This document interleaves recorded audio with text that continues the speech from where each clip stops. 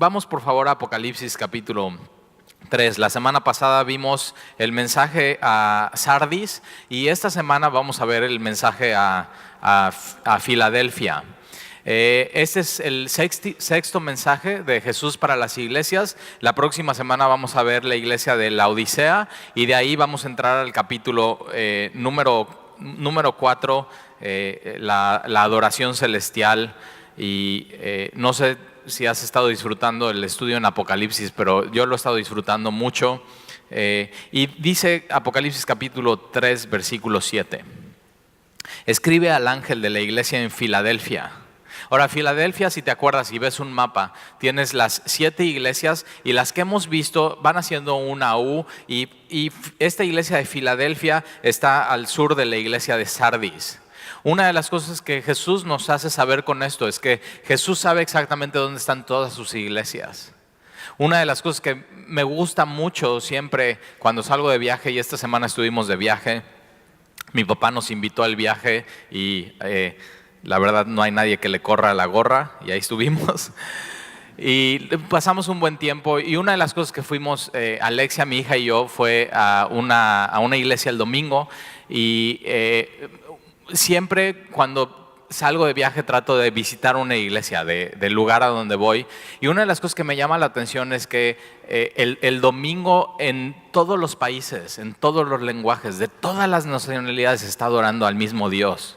O sea, eso simplemente me cautiva. No tenemos una palabra de Dios que sea exclusiva para los mexicanos, o sea, exclusiva para nuestro continente, o sea, exclusivo para el Medio Oriente, o para Asia, o para India. No tenemos no tenemos una religión local, sino esto es simplemente global y en todo el mundo se adora al mismo Dios y en todo el mundo se lee la misma Biblia. La Biblia es el libro más vendido en el mundo. La Biblia fue el primer libro que cuando se inventó la imprenta, es el primer libro que salió de la imprenta y por eso Dios usa eso, los inventos y la creatividad del hombre para hacer una explosión y llevar la Biblia a otras personas. Y empieza eso, la reforma protestante con Martín Lutero. Y Martín Lutero, una de las cosas que él anhelaba es que la gente pudiera leer la Biblia en su propio lenguaje, no solamente griego, hebreo o latín, sino él quería que su pueblo pudiera leer la Biblia en su lenguaje. Y eso es lo que tenemos hoy, tenemos la palabra de Dios en español, en nuestro lenguaje. Y una de las cosas que siempre me dice mi pastor es que Dios te habla en el lenguaje que tu mamá te hablaba cuando te arrullaba. O sea, Dios conoce tu corazón, Dios conoce tus sentimientos, Dios conoce qué lenguaje puedes entender y de pronto Dios te habla de una manera muy sencilla, muy simple, pero si te das cuenta muy directa. Y tenemos que hacerle caso a Dios. Y Filadelfia era esta ciudad que estaba en una placa tectónica de rocas y una de las cosas que pasaba en esta ciudad es que había temblores. No sé dónde te agarró la última vez el temblor que hubo, pero yo me acuerdo que hace 3 años que llegamos a Veracruz, había muchos cambios en mi vida y en mi familia. Veníamos de Cuernavaca y estábamos dejando cambio de residencia, pero había muchos cambios alrededor de nuestra vida y las primeras semanas que nos cambiamos fue ese temblor de 2, 3 de la mañana, ¿te acuerdas? No sé si te despertó. Y entonces empezó a temblar y en mi casa todos tenemos diferente personalidad y entonces yo soy de la personalidad que empieza a temblar y muy machín me quedo en mi lugar, pero realmente es miedo de decir, o sea, bueno, pues ya, sí, o sea, no me voy a mover de aquí, pues me paralizo, pero yo digo, no, pues aquí nos quedamos. Y Sandy es de que no, niños, agarren todo y para afuera. Y ese día que tembló, Alan, mi hijo, hombre mayor, tiene el sueño no tan pesado y fue el primero que salió corriendo, ya estaba en el jardín y todos apenas íbamos saliendo y ya sabes, quitándote las pestañas y fue muy fuerte el temblor. Y en esta ciudad eso es lo que pasaba, temblaba muy seguido. Pero también en esta ciudad lo que pasaba es que era un centro que los helenistas, los griegos, querían esparcir la cultura griega ante los vecinos. Era como una ciudad misionera para la cultura griega. Entonces querían que todos los que pasaran por esa ciudad hablaran griego, aprendieran griego, tomaran el griego y su cultura para llevarlo a los demás lugares. Era como un campo de preparar misioneros de la cultura griega para esparcir en los otros lugares. Tienes que saber que nuestra misión como iglesia es ganar discípulos, hacer discípulos, ganar discípulos de Jesucristo, discipular a esos discípulos y enviarlos a esparcir el mensaje. Bueno, el mundo y las culturas también tienen esa misma misión. Ellos, el mundo y la cultura, quieren tomar gente, moldearlos, hacerlos como la cultura, como el mundo, como el cosmos. El mundo es un mundo secular sin Dios. Moldearlos, discipularlos y enseñarles como ellos le estaban enseñando griego, le estaban enseñando cómo era la cultura griega, la importancia del humanismo, de que todo está centrado en ti, la importancia de adoración a diferentes dioses, la importancia del cuerpo. Por eso Pablo le dice a Timoteo, acuérdate, el ejercicio corporal para poco aprovecha. Ahora, ¿por qué? Porque todo en la cultura griega era centrado en el cuerpo, cómo me veo, qué es lo que como. Y entonces dice, ejercítate en la piedad. Ahora, si el ejercicio corporal para poco es provechoso, dice, ejercítate en la piedad, eso aprovecha muchísimo. Y no quiere decir que la Biblia dice, pues ya está, ya ves, no voy a hacer deporte. No, si el ejercicio corporal aprovecha y te sientes bien y te ves bien, ahora imagínate la piedad, estar en la palabra de Dios, estar en oración, congregándote. Y lo que pasaba en esta ciudad es que la cultura quería moldear a los que pasaban por esa ciudad para enviarlos y esparcirlos, y que la cultura penetrara y fuera radicalmente trastornado todo. Y en esta ciudad había entonces templos griegos de los diferentes dioses. Decían que era una pequeña Atenas, y había en los templos columnas como estas, pero sí las has visto, de mármol, y son columnas grandes, sostenían los templos. Si tú vas a Atenas o ves una foto de Atenas en el Partenón, tienes todo este templo rodeado de columnas, y era como la bandera de la cultura. Y Jesús conoce qué es lo que está pasando en cada iglesia. Ahora vemos en Filadelfia una iglesia que Jesús no tiene nada que decir contra ella, que no tiene, vamos a decir, no tiene tacha, no tiene nada que decirle, o sea, tengo esto contra ti, como hemos visto de las otras iglesias. Por eso si googleas iglesia de Filadelfia, todo el mundo se quiere llamar Filadelfia, como ser la iglesia, vamos a decir, perfecta. Y entonces Jesús le escribe a esta iglesia de Filadelfia. Y esto dice el santo. Ahora, en el Antiguo Testamento, el único que toma este atributo, pero no nada más este atributo, sino este nombre, es Jehová, es Dios. Y Jesús, al decir, yo soy el santo, está diciendo, soy Dios. O sea, no había para dónde te movieras para decir, no, es que dice esto por eso. No, sino Jesús, todos pensarían cuando están leyendo este texto, Jesús está diciendo que Él mismo es Dios. Y acuérdate, en Filadelfia había muchos dioses, había muchos que se decían ser dioses, había muchos templos paganos. Toda la cultura griega era, bueno, si eso te funciona, pues simplemente adóptalo. Y Jesús dice, no, yo soy el santo, yo soy Dios, el verdadero. Ahora Jesús en Juan dice, yo soy la verdad. Jesús es la verdad encarnada. Si tú quieres conocer la verdad y estás confundido, tienes que conocer una persona. Jesús es la verdad, pero no solamente Jesús dice aquí que Él es la verdad, sino dice, yo soy el verdadero. Esto Jesús está diciendo, yo soy el auténtico, yo soy el real. Quiere decir que en estos tiempos como hoy, había muchos dioses falsos y dioses y religiones no auténticas y no verdaderas. Eran, vamos a decir, dioses falluqueros, o sea, querían aparentar algo. Y si te das cuenta, cuando te compras algo que no es real, que es falluca, y dices, pero está más barato, sí, pero es falluca. Te quieren vender una cosa que no es, y al final no cumple bien su propósito. Yo me acuerdo que un amigo en Cuernavaca había un mercado de fayuca, y salieron estos tenis de Michael Jordan de basquetbolista, y tenían el aire, fueron los primeros con aire.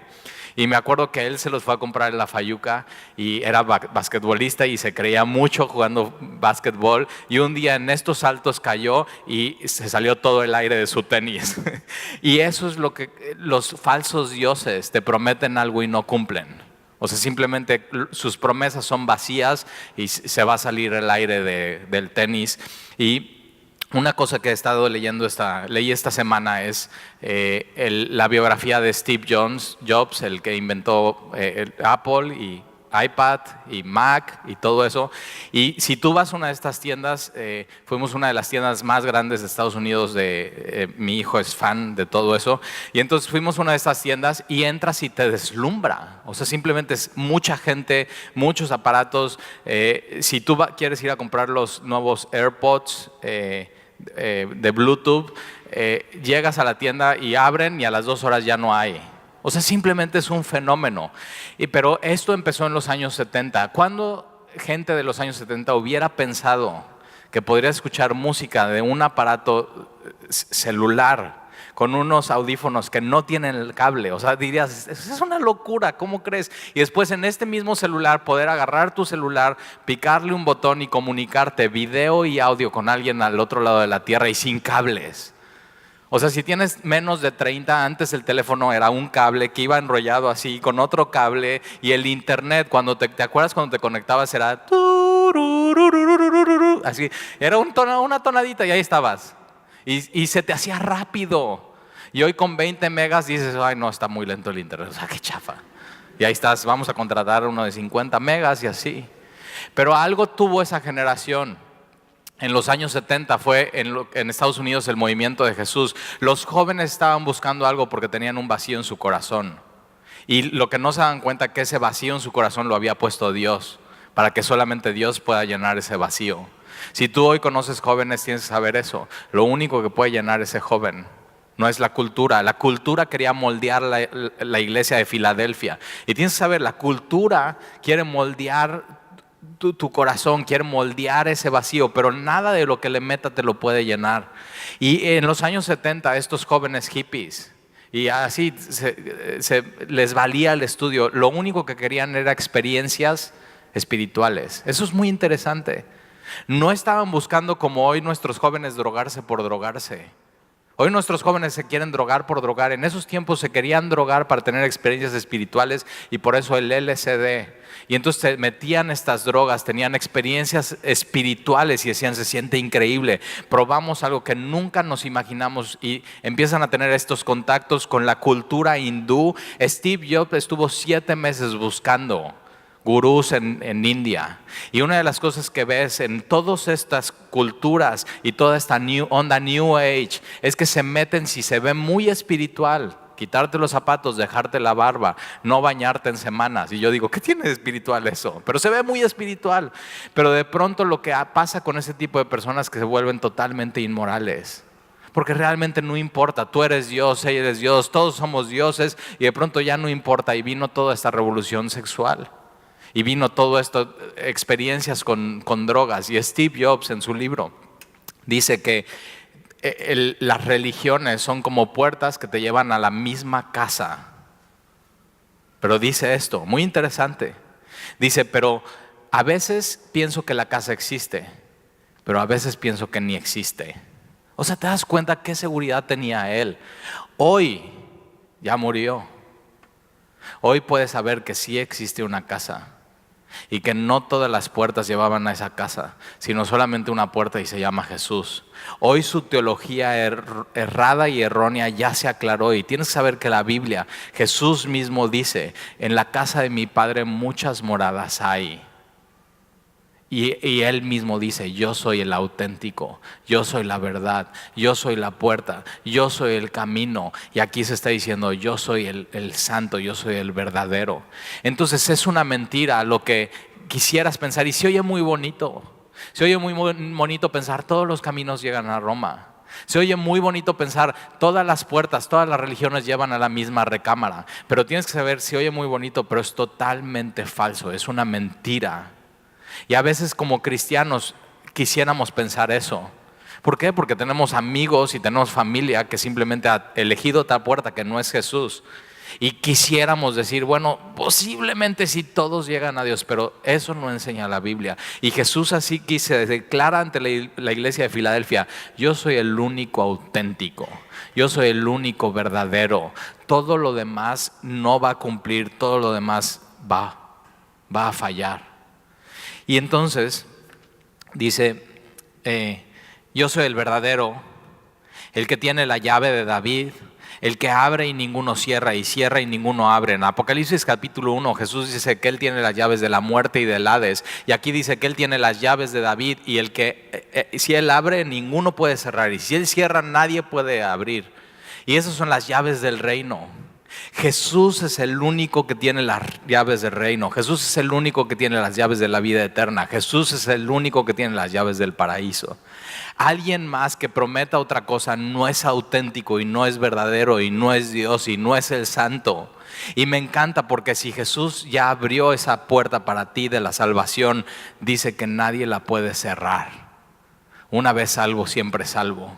Si Jesús ya abrió las puertas para ti y Él mismo es la puerta, entonces vas a tener acceso a esa casa celestial. Y Jesús dice, yo tengo la llave de David. Pedro no tiene esta llave. Nadie tiene esta llave. La única persona que tiene esta llave para abrir el reino de los cielos es Jesucristo. Él tiene la autoridad, Él es el camino, es el santo, Él es el verdadero. Versículo 8, yo conozco tus obras. Y si te das cuenta, en cada una de estas iglesias está diciendo, yo conozco tus obras. Yo conozco tus obras. Y eso por un lado da mucho ánimo, porque dice, Señor, entonces lo que nadie ve, o sea, las ganas que le echo, y cómo sirvo, y cómo oro, y cómo amo a mi esposo, y cómo le plancho sus playeras, eso que nadie lo ve, tú lo ves, Señor. Y entonces da mucho ánimo, pero chécate esto. Estábamos en el viaje y había una cola para comprar boletos. O sea, todo es cola. O sea, cola para esto, cola para esto. Y dices, no descansas nada, estás todo el tiempo en colas y en filas. Y estábamos para comprar unos boletos, y entonces mi papá y mis hijos y mi esposa se forman, y yo voy ahí con mi backpack y pues voy caminando y me doy la vuelta hacia el otro lado. Era como un círculo, unas taquillas en medio, y me meto por una puerta y ahí voy de turista y veo una cola en la taquilla y digo, ay, mira, ahí no hay gente. Y entonces voy y me formo en eso, y de pronto había como 3 personas adelante de mí, y en cuanto me formo se hace una cola atrás de mí como de 7, 8 personas, y le escribo a mi papá y le digo, papá, ya estoy a 3 personas de la taquilla, vénganse, o sea, dejen la cola. Y entonces, ya sabes, tú te autoengañas y dices, no, pues seguramente esta cola fue bendición de Dios, y, o sea, no queremos perder tiempo. Y entonces me doy cuenta, y de la cola donde estaba mi papá venía otra cola, y esa cola era de la que venía de allá. O sea, no fue una bendición, simplemente estaba haciendo a la mexicana, saltándome la cola. Y lo primero que vino a mi mente es, ¿qué le voy a decir a mis hijos y a mi papá? Y estoy ahí, parado en la cola, y digo, bueno, pues ahorita que lleguen les voy a decir que era una cola especial para mexicanos. O sea, ¿qué les dices? Y todo viene a mi mente. O sea, ¿qué estoy haciendo? Estoy pastoreando una iglesia en Veracruz, vengo de viaje y hago esto. Y estoy estudiando este pasaje. Y una de las cosas que ha estado en mi corazón es Jesús diciéndome, yo conozco todo lo que haces. Y estoy ahí parado, 3 personas adelante, una cola atrás. Ya ellos se salieron de la cola, o sea, ya no había otra opción. ¿Qué haces? Y digo, Señor, perdóname, tú conoces todo lo que hago. O sea, qué bruto. ¿Nunca te ha pasado? Y era 10 minutos o 5 de cola. Y de pronto tienes que hacer explicaciones y decir cosas por una tontería. Y Jesús conoce todo lo que hacemos. Es otra mentira. Es pensar que venimos a la iglesia, Jesús nos está viendo. La palabra es un espejo y revela lo que hay con nosotros. Y una mentira es pensar que cuando salimos de la iglesia Jesús ya no nos está viendo y que podemos hacer lo que queramos. Y estoy parado ahí en la cola y Jesús está diciendo, yo conozco todo lo que haces, Talí. Y digo, Señor, ¿cuánto te necesito? Perdóname. Perdóname, Señor. Y Jesús dice, yo conozco tus obras. He aquí, he puesto delante de ti una puerta abierta. Jesús es especialista en eso y todo el tiempo lo está haciendo. Jesús todo el tiempo a los que son suyos les está abriendo puertas.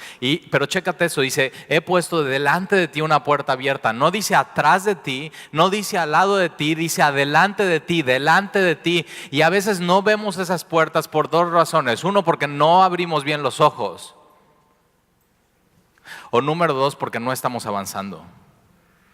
Y Jesús lo que está diciendo es: yo he puesto delante de ti una puerta abierta. Ahora, esta puerta abierta puede ser una oportunidad para la iglesia, una puerta abierta para el evangelio, una puerta abierta para testificar de Jesucristo, una puerta abierta para radio, una puerta abierta para televisión, una puerta abierta para un nuevo lugar, una puerta abierta para plantar una nueva iglesia. Y Jesús le encanta eso, hacer y dar oportunidades y abrir puertas y abrir puertas. Dios es el Dios de oportunidades y siempre está poniendo eso, pero de manera particular, por ejemplo, Dios puede abrir una puerta a ti en un trabajo nuevo. Si eres soltero, Dios puede tener una puerta abierta delante de ti para un matrimonio. Dios puede tener puertas abiertas para ti en específico, para un ministerio en especial que Él te quiere usar. Y Jesús dice: yo tengo delante de ti, yo he puesto delante de ti una puerta abierta. Entonces abre bien tus ojos. Las oportunidades de Dios para dar testimonio, para evangelizar, para servir, no solamente son para líderes de la iglesia, sino son para gente común en la iglesia. Y Jesús dice: yo he puesto delante de ti una puerta abierta, abre bien tus ojos. Un cambio de casa, un cambio de trabajo.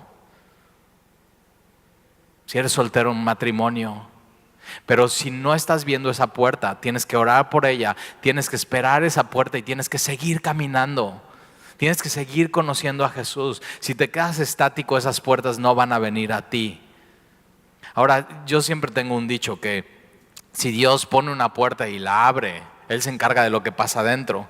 Pero si Dios cierra una puerta, nunca te metas por la ventana. Lo que tienes que hacer, y yo entiendo, a veces pareciera que es una puerta de Dios, pero en cuanto llegas, Dios cierra esa puerta. No era una puerta de Dios y nos agüitamos.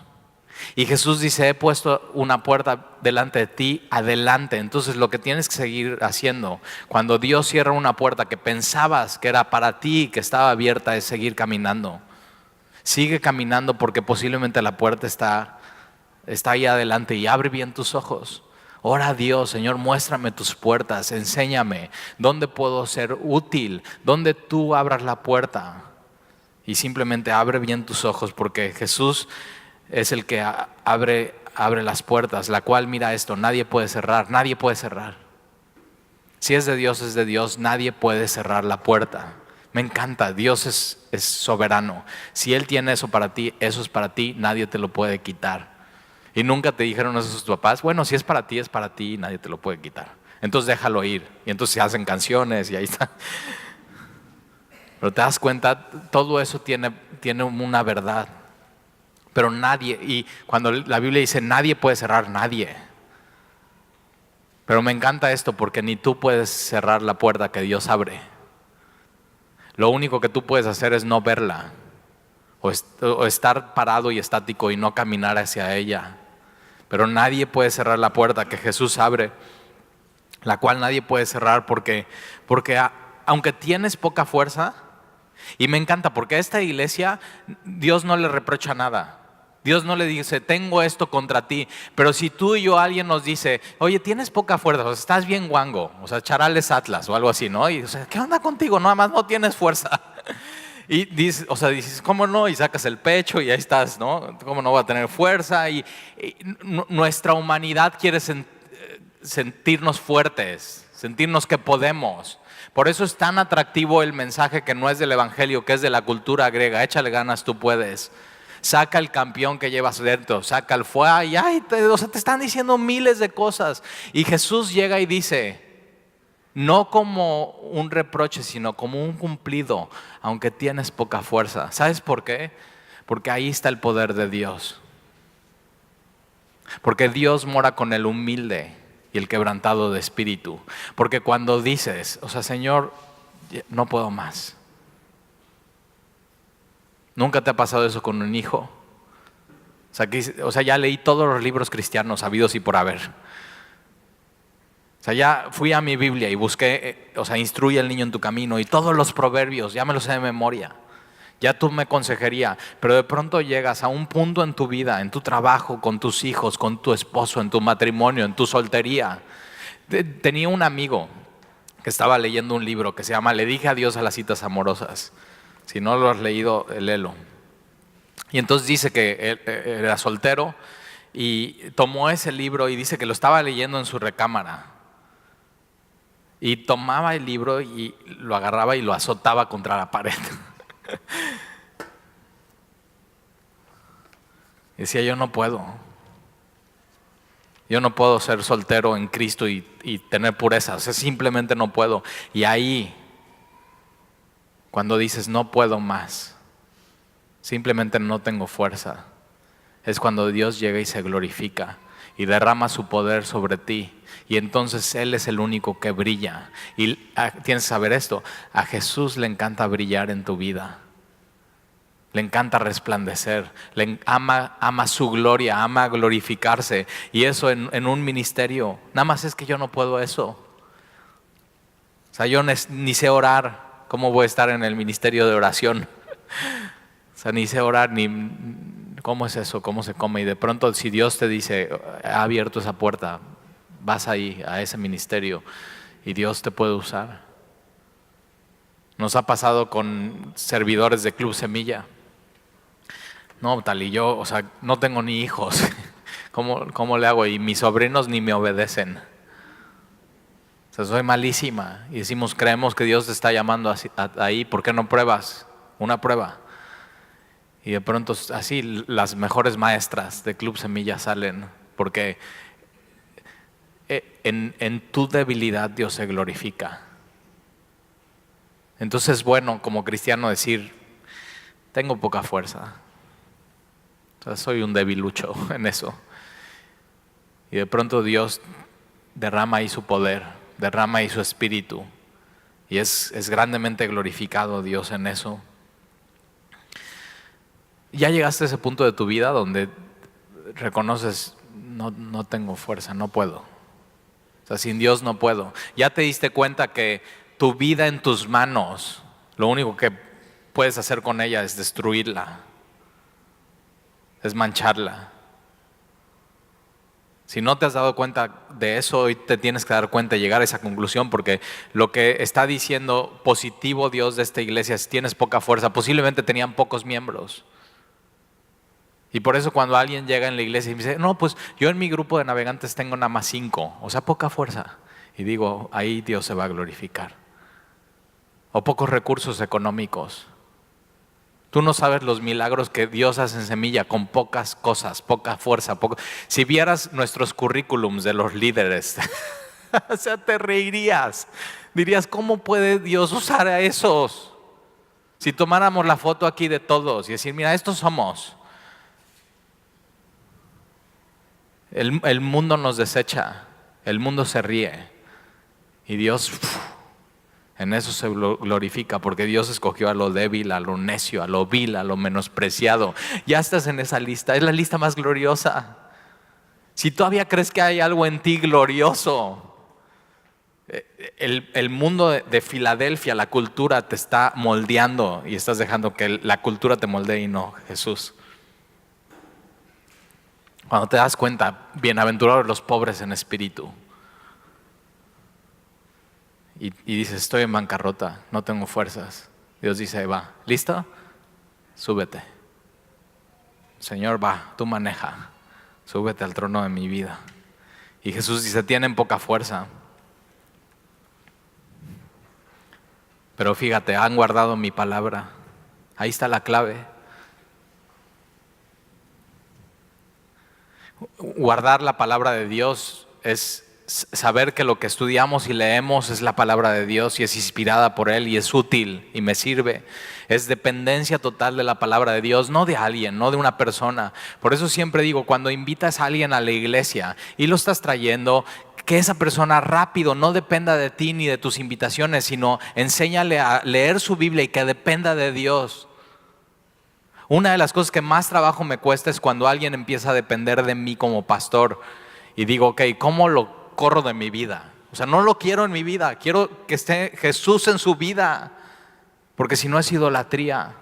Y una de las cosas que la Biblia enseña es que no depende de un hombre, sino depende de Dios. Entonces cuando invites a alguien que no dependa de ti, que dependa de Jesús, enséñale, discipúlalo a la palabra.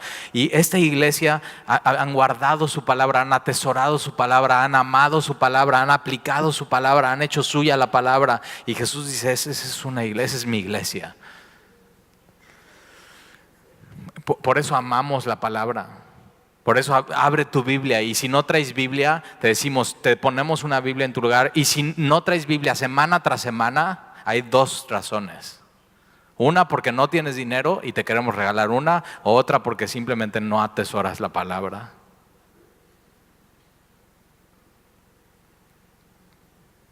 Y Jesús dice, han guardado mi palabra. Ese es su tesoro. ¿Qué es tu tesoro? Para esta iglesia su tesoro era la palabra. No era la alabanza, no era un grupo, no eran personas, no era el pastor. Amaban la palabra de Dios, dependían de la palabra de Dios, su fuerza venía del consejo de Dios, de la sabiduría de Dios. Han guardado mi palabra y no han negado mi nombre. Era una iglesia fiel, era una iglesia que no había tirado la toalla, era una iglesia que recibía la palabra y vivía en acorde a ella, a los atributos de Dios. He aquí yo entrego a la sinagoga de Satanás a los que se dicen ser judíos y no lo son, sino que mienten. Había una sinagoga que estaba persiguiendo a los judíos de Filadelfia, que se creían muy espirituales, pero no eran espirituales, eran unos mentirosos. Y este es el grupo que más peligro tiene de perderse. Aquellos que se creen muy religiosos, pero realmente en el interior es maldad su corazón. Es Satanás obrando en ellos. ¿Sabías que es más fácil compartirle de Jesús a un ateo y un inmoral que a uno que se cree bueno y religioso? El inmoral está desesperado por perdón. O sea, en Jesús tienes perdón de pecados y vida eterna. Ok, ¿dónde lo hago? ¿Cómo lo compro? ¿Dónde voy? Díganme, ¿qué tengo que hacer? Pero el que se cree muy bueno, muy religioso, muy espiritual, pero es mentiroso, cree no necesitar a Jesús. Y esos corren mucho peligro y estoy seguro que las iglesias están llenas de este tipo de personas que por fuera aparentan muy religiosos, pero por dentro su corazón está totalmente alejado de Dios y no tienen a Dios. Y Jesús dice aquí, yo entrego de la sinagoga de Satanás a los que se dicen ser judíos y no lo son, sino que mienten y son unos hipócritas. He aquí, yo haré que vengan y se postren a tus pies, hablando de la iglesia, no de una persona, no de un pastor, sino se postren en la iglesia a los pies a adorar a Dios, al santo y al verdadero. ¿Y no se te hace increíble eso? Aquellos que persiguen a la iglesia, aquellos que se creen religiosos y no lo son, y son unos mentirosos y no son unos hipócritas, Jesús dice, yo los voy a traer a la iglesia para que se hinquen y adoren a Dios. Piensa en alguien que es así, que te persigue por ser cristiano, que se cree muy religioso y no necesitar a Jesús, que se cree muy moral, y Jesús dice, esos yo los voy a traer y van a adorar a Dios. Y no nada más van a adorar a Dios, sino mira, dice, y se postren a tus pies y reconozcan que yo te he amado.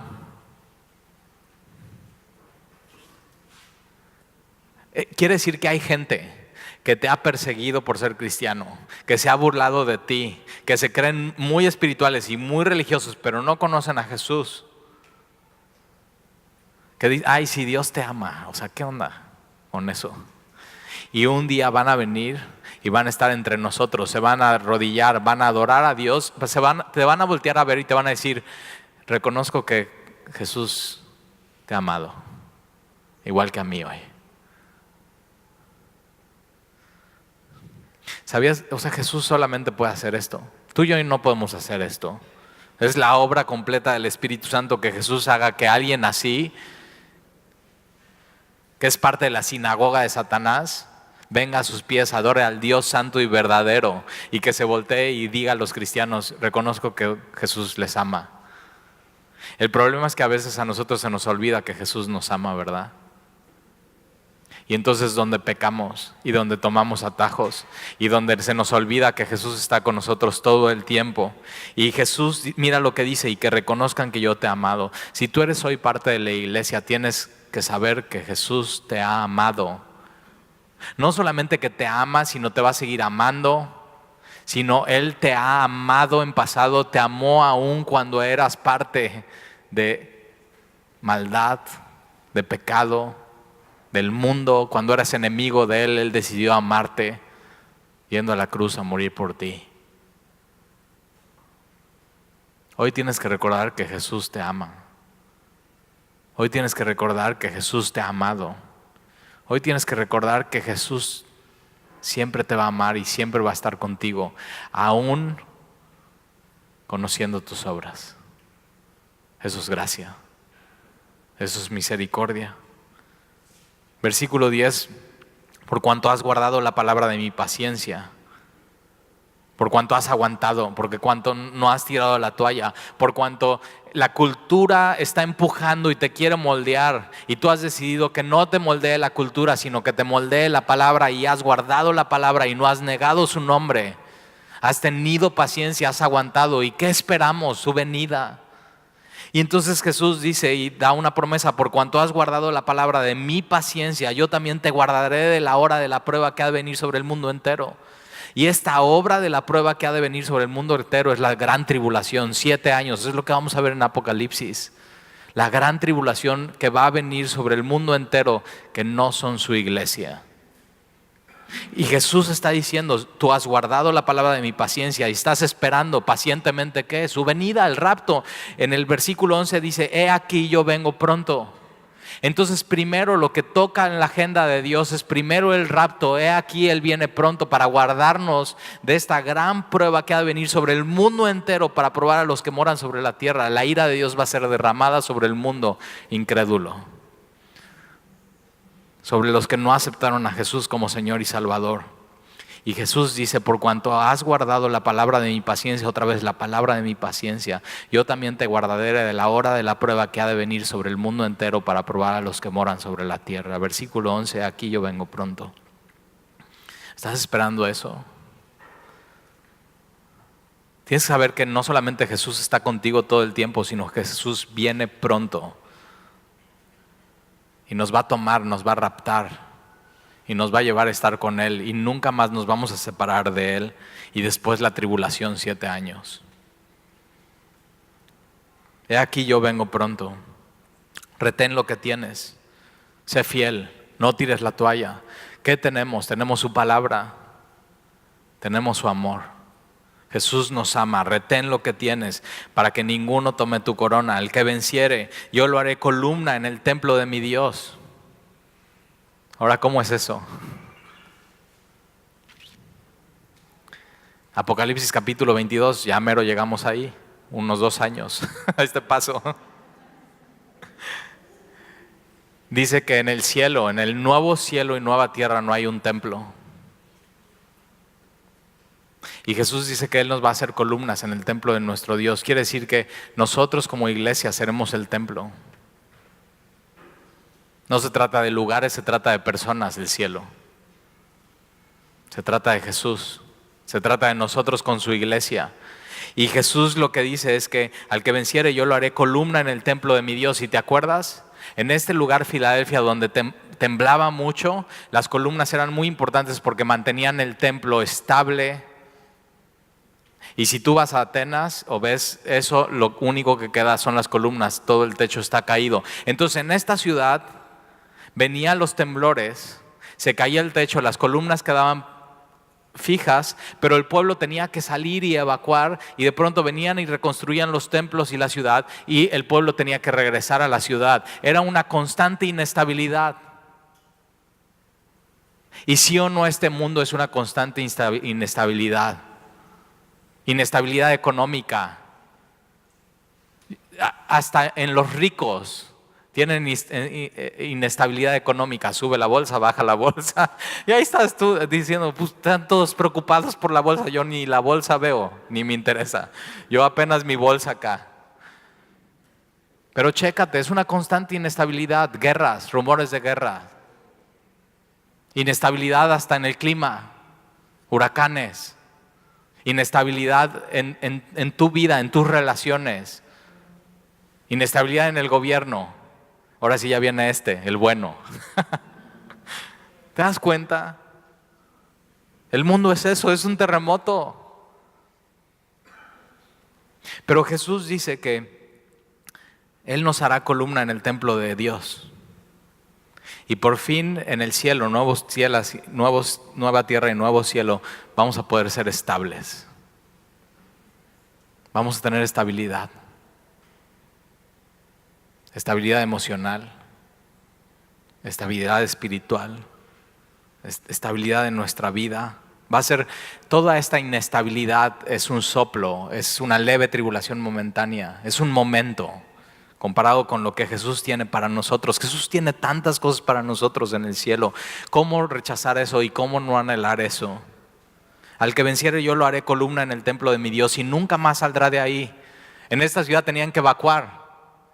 Ay, el terremoto está temblando y ¡ay! Van todos para adentro, para afuera. Y de pronto reconstruían y ahí van todos para adentro. Y ve otro terremoto, van todos para afuera. Ok, tienes que saber que en el cielo nunca vas a tener que evacuar.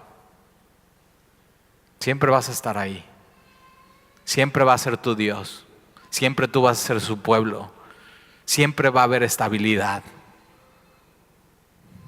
¿No es lo que el corazón del hombre anhela, estabilidad? Y nunca más saldrá de ahí. ¿Por qué? Porque si Él tiene las llaves, Jesús, y Él ya abrió, vas a estar siempre adentro. Y nunca más saldrá de ahí. Y escribiré sobre él el nombre de mi Dios y el nombre de la ciudad de mi Dios, la Nueva Jerusalén. Entonces en las columnas en estos templos paganos escribían el nombre de la persona que había donado la columna, el nombre del Dios a cual adoraba esa persona en ese templo, el nombre de su Dios. Y Jesús lo que está diciendo es que en nosotros escribirá el nombre de nuestro Dios, el santo y el verdadero, el auténtico Dios. Y el nombre de la ciudad de mi Dios, la Nueva Jerusalén. ¿Sabías que no somos de aquí? No somos de Veracruz, no somos de Boca del Río. Dices, no, yo soy chilango. Ok, no somos de aquí, nuestra ciudadanía es la Nueva Jerusalén. Yo tengo un amigo que siempre decía, es que mi sueño es ir a Jerusalén. O sea, tomar un avión, Israel, ir a Jerusalén. Mi problema es que no tengo dinero. Y te das cuenta, lo único que necesitas como cristiano para ir a Jerusalén, a la Nueva Jerusalén, es paciencia, esperar. Y un día seremos templo ahí, tendremos estabilidad y nada nos puede sacar de ahí. Y entonces escribían en estas columnas el nombre de la persona que había donado la columna, el nombre del Dios y el nombre de la ciudad. Y nosotros tenemos eso en nuestro corazón. Sabemos el nombre de nuestro Dios es Jesús, es el santo y el verdadero. Sabemos que nuestra ciudadanía no es de aquí, por eso no eches raíces, por eso no tengas apegos. Estate listo porque Jesús viene por nosotros, viene por su iglesia. Y el nombre de la ciudad de mi Dios, la Nueva Jerusalén, la cual desciende del cielo de mi Dios. Y mi nombre nuevo, no sabías esto de Jesús, ¿verdad? Va a tener un nombre nuevo en el cielo. ¿Quieres saber cuál es? Ten paciencia. Vamos para allá. Jesús tiene para nosotros cosas increíbles. ¿Te das cuenta? Tiene cosas increíbles y dice, y mi nombre nuevo. Versículo 13, el que tiene oído, oiga lo que el Espíritu dice a las iglesias. Entonces escucha eso, Jesús te ama. Escucha eso, no eres de aquí, eres de la Nueva Jerusalén. Escucha eso, ten paciencia. Escucha esto, Jesús viene pronto, ¿estás listo?